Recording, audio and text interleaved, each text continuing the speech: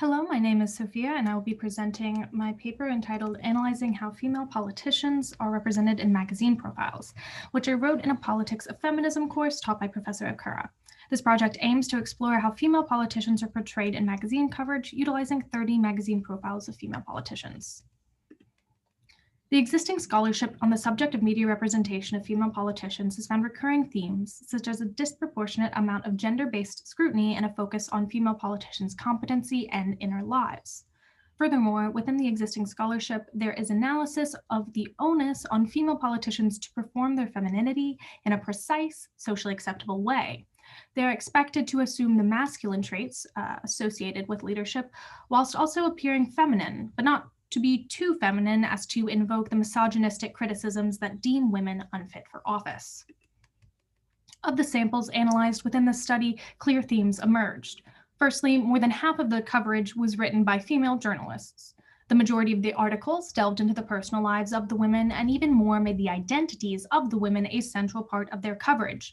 Not only their experience as women in politics, but additionally there were discussions of race, class, geography, youth, the role of being a mother or a wife, and faith that were sometimes emphasized more prominently than their gender. Of all the articles, 97%, 29 out of the 30, discussed the various identities of the women, with only one article not mentioning identity at all in favor of a strict policy interview. Of the 29 articles that discussed identity, the vast majority of those were prompted by the journalists and did not arise organically from the politicians. Journalists brought up their identities through questions specific to their experiences as women in the political sphere, or framing the politicians as pioneering, trailblazing, the first woman to blank ever, or through titles that centered their identity at the forefront. For example, the Latina progressive who faced down Texas Republicans, and Texas's Candice Valenzuela would be the first Afro-Latina in Congress.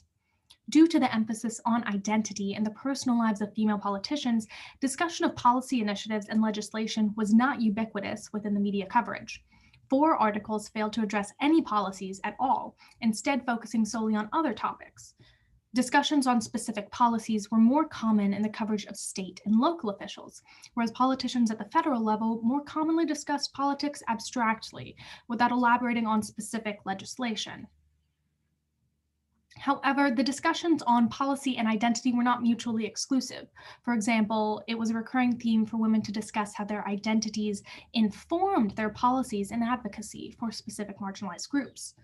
Surprisingly, only 4 articles emphasized the physical appearance of the female politicians, with one of them being arguably relevant. The dearth of commentary on the physical appearance of female politicians is a recent advancement, but such unnecessary commentary is yet to be obsolete. The sample analysis aligned with the pre-existing scholarship on the media coverage of female politicians. There was much time dedicated to exploring their inner lives of the women and much less time dedicated to exploring their policies. There were recurring discussions on the increased scrutiny of women in politics, questions on the reason why women don't pursue public office, and the specific gendered obstacles they face. But the scholarship failed to emphasize or explore the role of women's agency in interviews. Clearly, they cannot control the coverage in regards to public commentary and pundit analyses, but they can choose their interviews and steer their interviewers towards discussing what they wish to convey, which occurred in a number of the samples. Furthermore, the scholarship emphasized heavily the confining expectations female politicians are expected to fulfill, but that was not the case with the women I read about. I read about many different kinds of women all doing different things and breaking the mold of normative femininity in their own ways. Though within their interviews, they discussed extensively the pressures they faced, they equally stressed ways they challenged those expectations. If I were to do this research again, I would like to focus on media coverage of state and local female candidates while they campaign, a recurring obstacle that arose in regards to the electability of female candidates within my sampling was the lack of control over their narratives, and specifically how that narrative got hijacked by discussions of identity. Ironically, 3 samples barely discussed any policy, each brought the subject up. Within one of my samples, candidate for Congress Candice Valenzuela said about the 2020 female presidential candidates, they weren't talking about their policies. They were just talking about them as people, which meant they weren't able to get off the ground as quickly as their male counterparts.